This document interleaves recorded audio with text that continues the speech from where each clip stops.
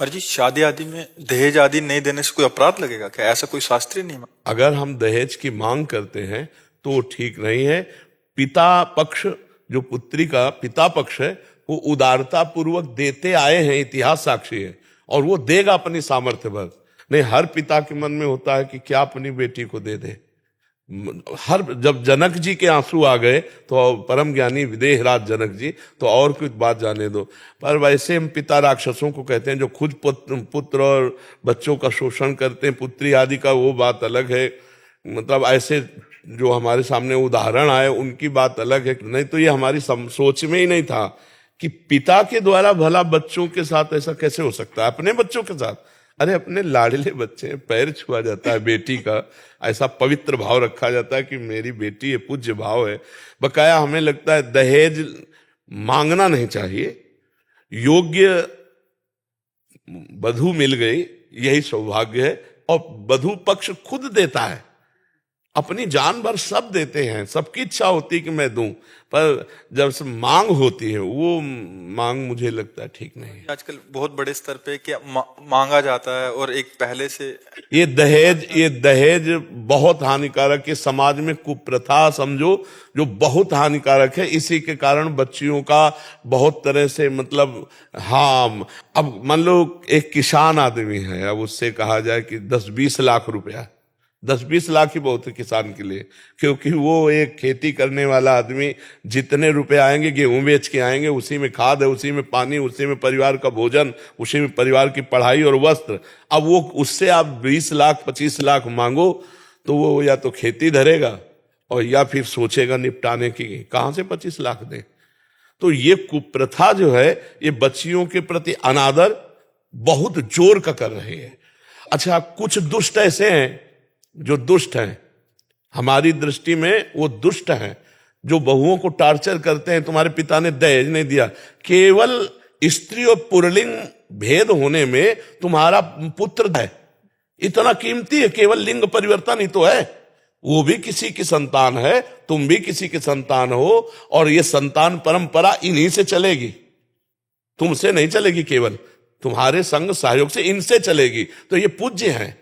अगर ये आ गए धर्म पूर्वक हमारे घर को संभालने, इससे बड़ी और उपलब्धि क्या है। ये जो मांगना है पैसा, ये बिल्कुल। अब बहुओं को जो टार्चर करना है कि तुम्हारे पिता कह रहे थे कार देंगे, पिता की कार से चलने के लिए उत्साहित हो, अरे कमाओ, अपने बल से खरीदो और बहू को भी बैठा के घुमाओ है।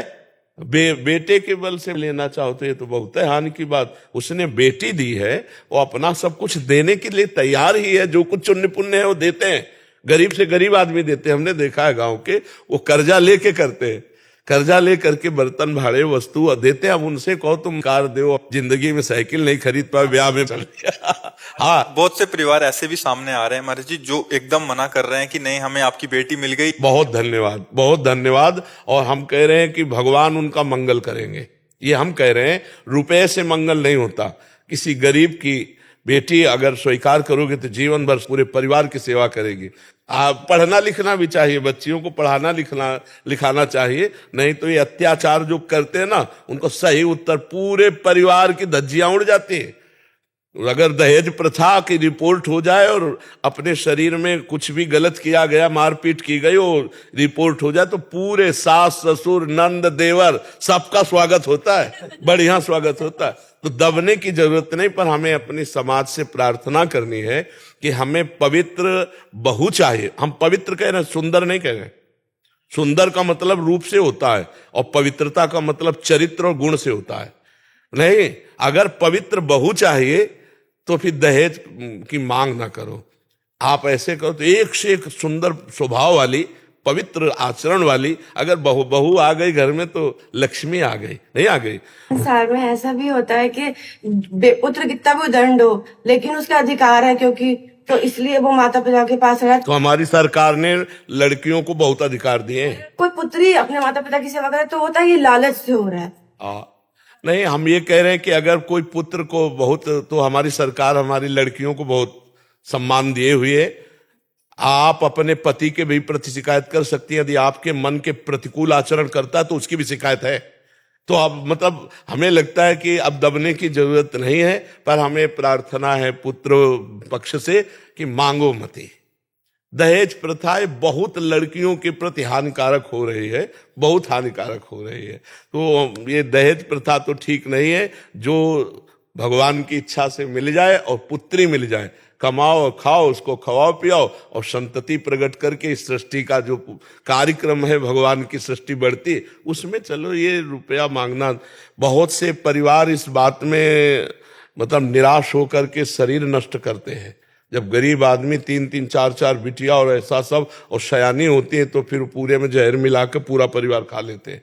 हाँ, दहेज प्रथा।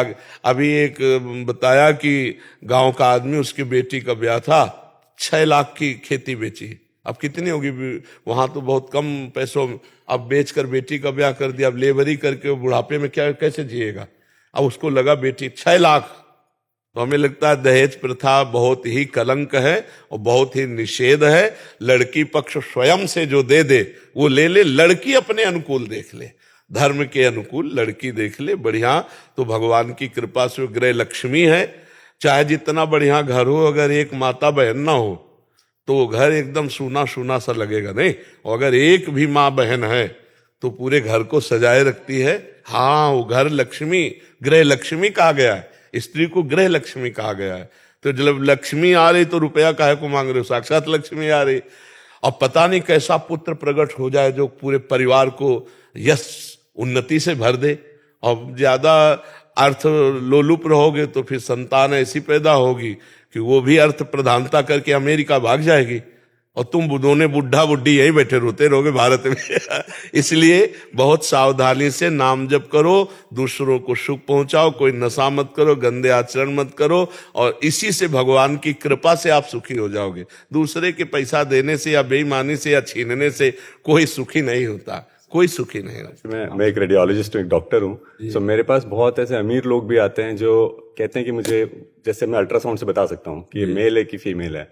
अब उनके लिए मुझे नहीं लगता कि ये दहेज एक इश्यू है, क्योंकि वो बहुत रिच हैं, बट फिर भी ये कराते। तो मुझे नहीं पता कि मानसिकता कहाँ से आई है, बट ये केवल एक इश्यू नहीं है। आई थिंक ये जो मेल और फीमेल के, लड़का चाहिए लड़की चाहिए, इसके मल्टीपल इश्यूज है। समझ नहीं आता कि क्यों है, लेकिन बहुत अमीर लोग भी आके मेरे से बोलते हैं कि यार बताइए लड़का है कि लड़की है। लड़की के प्रति मतलब हाँ भाव है रहता है कि और गाँव में है, लड़का होगा तो थाली बजाई जाएगी, लड़की होगी तो जब निकलेगा ना घर से ऐसे निकले। पता नहीं कौन सा दिमाग के। मैं किसान हूँ तो गांव में अभी वर्तमान में आधे लोग वो अपनी जमीन गिरवी रख के ही बच्चियों को ब्याह। बिल्कुल बिल्कुल बिल्कुल। महाराज जी, मैं ना लंदन से हूँ वैसे, लेकिन ये इश्यू बस हिंदुस्तान में ही है, ये लंदन में नहीं है समाओ। तो ऐसा हिंदुस्तान में क्यों है कि हमेशा लड़की और लड़की को इतना अलग कर दिया गया है? नहीं, ये पता नहीं कहाँ से है। ऐसा हमारे इतिहास में नहीं है, इतिहास में नहीं है। समान अधिकार दिया गया। अगर राजकुमारी तो राजकुमार, समान अधिकार। और वो दूसरे राजा के यहाँ जाएगी या जिसके घर, समान अधिकार दिया गया है। कहीं भी संत समाज में या कहीं भी नारी का मतलब सम्मान गिरा करके शास्त्रों में नहीं लिखा है। और भगवान स्वयं, स्त्री हो या पुरुष, जो मेरा भजन करता मुझे प्राप्त होता। पुरुष नपुंसक नारीवा जीव चराचर कोय, सर्व भाव भज कपट तज मोहि परम प्रिय सोय। हमारे भारत में तो ऐसा नहीं कि स्त्री को ही नीचा, एक से एक वीरांगना, एक से एक साध्वी, एक से एक हमारे देश में पूजी गई है। पर ये पता नहीं कुरीति कब से, कहाँ से, किसके दिमाग में बैठी हुई है कि बेटियों को लघु भाव और पुत्रों में श्रेष्ठ भाव। ऐसा नहीं है, ऐसा कहीं इतिहास में नहीं पढ़ा। ये हमारी कुरीतियां हैं।